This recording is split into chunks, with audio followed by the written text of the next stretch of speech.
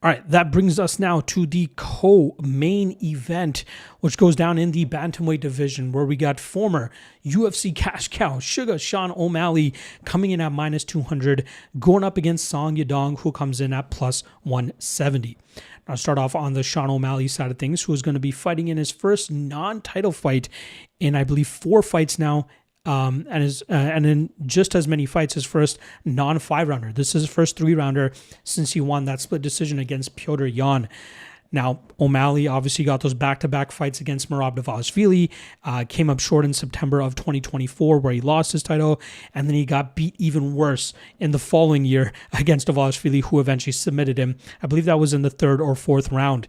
But O'Malley, talking like he's reinvigorated again, not really chasing the title, just wants to go back out there and bring back the Sugar Show. This is a good fight for him to try to do that, and I think that's why he's a minus 200 favorite. He's going up against a fellow striker, a guy that likely won't look to grapple him, and that's where we often see O'Malley at his best.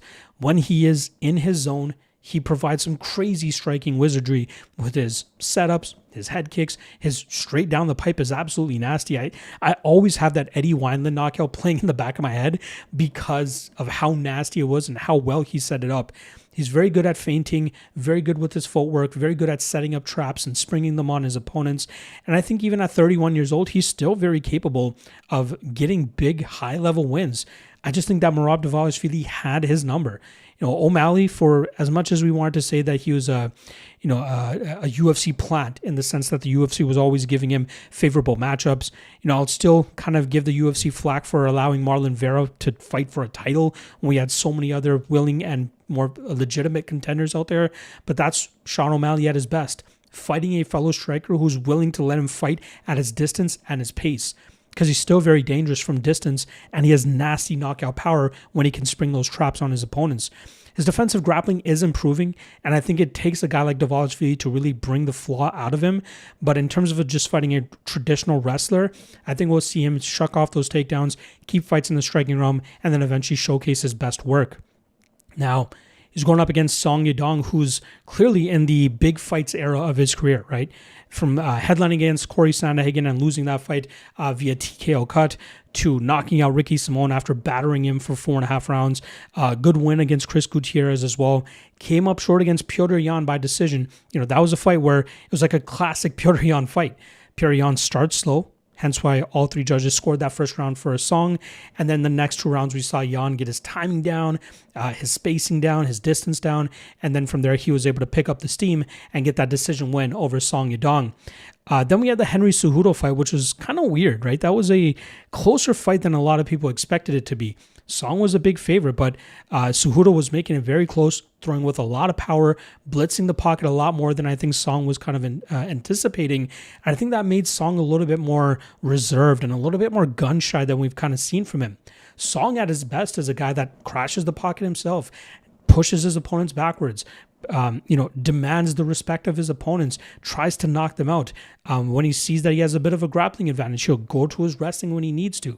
And we saw him a little bit muzzled by Cejudo, but there was enough judges that scored that fight in his favor and went to a technical decision. If you guys remember, that was one of those positions where Cejudo got an eye poke, couldn't continue. I think a lot of people would say he probably could continue, but felt the momentum was shifting, and Song was still able to win that fight by decision. But now he gets the biggest fight of his career, right? This is him at 28 years old, fighting a former champion, a recent former champion as well, and trying to implement that he can still go out there and fight for a title. But unfortunately for him, I think this matchup is a bad one for him. Sure, he might be able to move forward, land some big shots. He might even try to go to his wrestling. But I think O'Malley will be more than prepared to stifle the wrestling and keep this fight in the striking realm, where I think he's going to be able to walk Yadong onto a big shot here. The qualm and the holdup that I have here with playing O'Malley at minus 200 is we don't really know where his mentality is at. You can say all you want at press conferences, you can say all you want on podcasts, but until you actually step in there, and he's fighting a very, ferocious opponent here, until you step in there, we'll really not know how far Sean O'Malley has fallen off, if he's fallen off at all, right? Losing to Merab is not a bad thing at all. But this is a much better style for him to face and a much better style for us to see the old Sugar Show again. I think he eventually lines up a knockout here and gets Song Yadong out of there, but I wouldn't play it at minus 200. We're not giving Yadong enough respect. With that said, I don't see enough value on the Yadong side to really be like, all right, I would love to take the underdog value shot here. I don't see it personally. I think this is a good enough matchup for O'Malley to showcase why he was so special to begin with. And I think we'll see him outstrike Yadong and possibly lead to a knockout victory. So give me Sugar Show by knockout.